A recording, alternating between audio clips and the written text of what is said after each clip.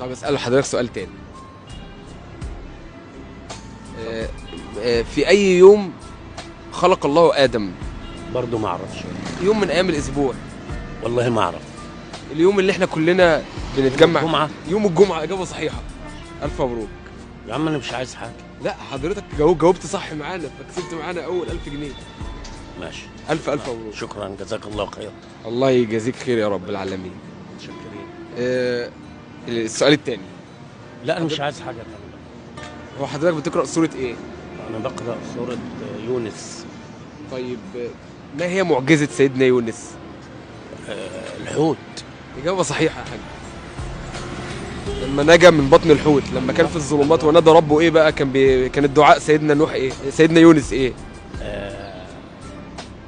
رب اني ظلمت رب لا اله. لا اله الا انت سبحانك اني كنت من الظالمين. اجابه صحيحه يا حاج. اجابه صحيحه. الف مبروك. لا كفايه بقى. لا مش كفايه.